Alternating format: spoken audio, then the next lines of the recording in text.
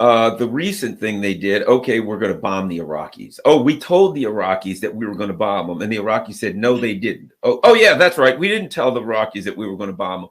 Now we have tens, if not hundreds of thousands of Iraqis in the street surrounding the green zone. They got people up there protecting. This was yesterday, protecting the green zone. We've got Iraqis saying the Americans have to go, Yankee go home.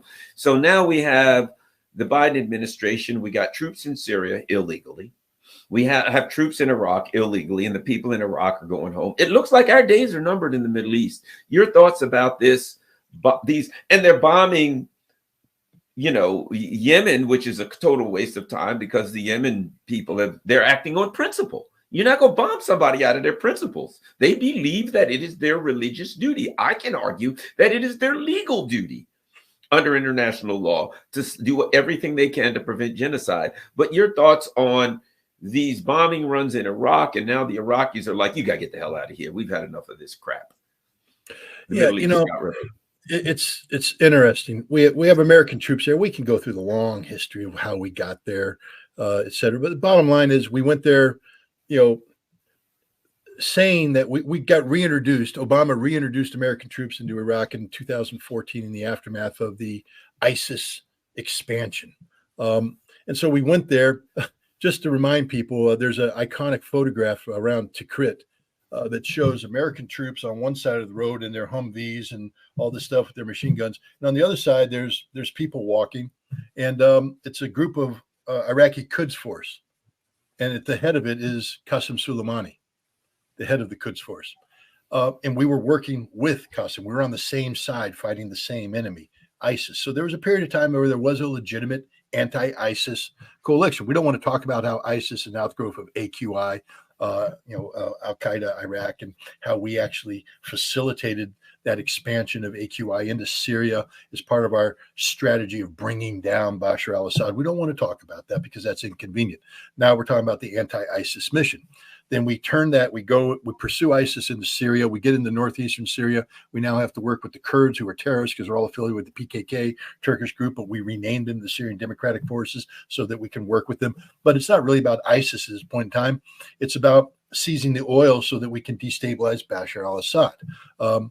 And then as ISIS collapsed, the Syrians start pushing out to recapture their territory. And we say, holy cow, if they take control of the border, we've lost all ability to influence the things inside. So we project power into Tanf, which is the area, near Tower 22, which is the place attacked. And we create this thing called Area 55, where we have American Special Forces and American troops there to train anti-government Syrian tribes formerly affiliated with ISIS. Here's the irony of it, man, because we're training ISIS to carry out terrorist attacks against the Syrian government. That's what we're doing. We are literally a state sponsor of terror in Syria today.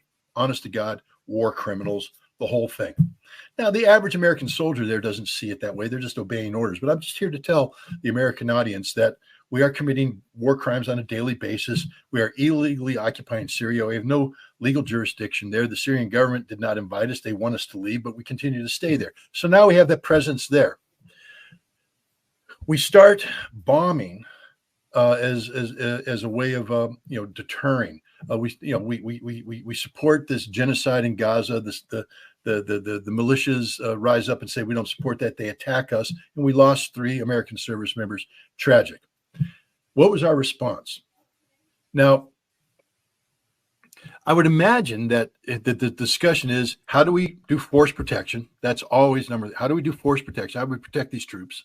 And how do we protect our position in the region? Now, if I had been advisor, I'd say, well, the way we protect the troops right now is to engage diplomatically, that we take the indirect approach and try to resolve this Gaza thing, at least make the appearance that we're trying. So at least we can turn to the Iraqis and say, hey, we're trying, but we need you to ease up a little bit. This attacking stuff isn't helping the situation at all. Let us do what we need to do. We need to buy some time, take the pressure off, stop attacking us. I think they would have said yes if we had approached the Iranians. That whole diplomacy thing is amazing when it works. But we didn't do that. What we said is, we're bigger and badder than you, and we insist that you stop or we're going to beat the living dog poop out of you. And they went, we're not going to stop. They attacked, killed 3 guys. We bombed. Now what's happened? We are in an untenable situation. Untenable. We cannot sustain our presence anymore. Iraq has rose up against it. The stupidity of the Biden administration, hell, it's the stupidity of Americans in particular. We killed a guy from, Hezbollah. No, he's not really from Hezbollah. He's from Kataib al-Hezbollah, which is a PMU, a public militia unit, which is part of the Iraqi army. Please understand what happened here, ladies and gentlemen. We didn't kill a militia leader. We didn't kill a rogue agent. We killed a member of the Iraqi army in downtown Baghdad. And you ask yourself why the Iraqis are up in an uproar. It's over. We've lost all legitimacy. So now the military operation designed to not only, protect American troops in Tanf, we've basically compromised the entire posture in the region. We will be compelled to leave Syria and Iraq because of the stupidity of this desire for revenge, this need for revenge. We never asked the question, why are they there to begin with? Understand there is no legitimate reason for American troops to be in Syria or Iraq today. We don't do a real anti-ISIS mission anymore. The American troops are in Iraq to provide a logistical hub from which we project power into Syria so that we can create the conditions to destabilize the Assad regime, because it's about regime change. That's what our policy is about, regime change. That's against the law. But Americans never really cared about the law. But the bottom line is it's over for us in the Middle East. We're finished. And when we withdraw from Syria, we withdraw from Iraq, we lose all sorts of leverage. You're going to start to see people questioning whether or not it's a good idea to be friends with America anymore. We may lose the Fifth Fleet in Bahrain because it becomes untenable. One thing that the Houthi have done is shown that we can't keep a strategic strait open. That if somebody wants to shut down a strait, they're going to, and there's no amount of bombing that's going to prevent it. And there's another strategic strait that's even more important than the Bab el-Mandeb. It's the Strait of Hormuz.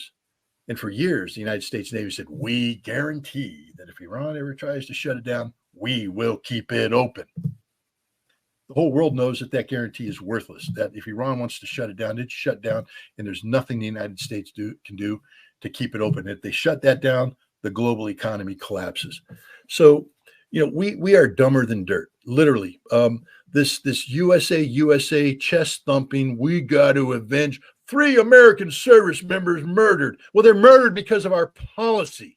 They're murdered because they're place where they don't belong, and they were put at risk by the stupidity of our policies. We murdered them. Don't blame the Iraqi militias. First of all, understand that the Iraqi militias and the Syrian militias are defending their soil against an illegal foreign occupier.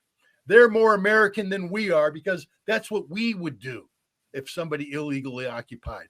Every single one of you red-necked, meat-eating idiots going USA, USA, you know damn well that if somebody came in and occupied your state, occupied a town, and was harassing you, bombing you, you would take your God-given Second Amendment right to take your guns and go after them and try to kill them, because that's what patriots do.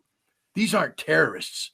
These Iraqis who attacked us aren't terrorists. These Syrians who attacked us aren't terrorists. They're damn patriots defending their homeland against an illegal occupier who's trying to do things that are violations of the law of war. America is the bad guy here, guys.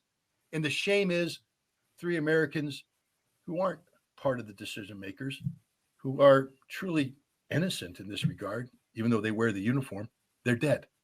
Dozens are wounded, and more are going to die because of this. America, we have to start looking in the mirror and thinking logically. The golden rule, do unto others as you would want done unto you. Nobody wants foreigners on their soil, occupying, stealing oil, killing their people. Nobody wants that. No Palestinian wants a brutal Zionist occupying force. Again, I just ask people, go look at the story of the family in Gaza that got shot up by the Israelis, civilians. The Israelis killed the mother and the father. I think there's some other family relatives in there. There's a 15-year-old girl and a 6-year-old girl left in the car. The 15-year-old girl's on the phone begging for help as the Israelis come in and kill her live. You hear it screaming as the bullets impact her body. There's a 6-year-old girl there hiding in the bodies. She gets on the phone and says, everybody's dead. I'm hungry. I'm starving. The Palestinians send 2 paramedics to try and get her. They've gone missing. If you're a human being, you can't allow this to happen, but we allow it to happen. Do you know why the world hates us? Do you know why we're the bad guys? Because we are the bad guys. Because we allow this evil to take place. Because we didn't do anything to save that 6-year-old girl's life, or that 15-year-old girl's life, or that family, or the tens of thousands of Palestinians that died. There's a reason why they hate us in the Middle East, and we've earned their hatred.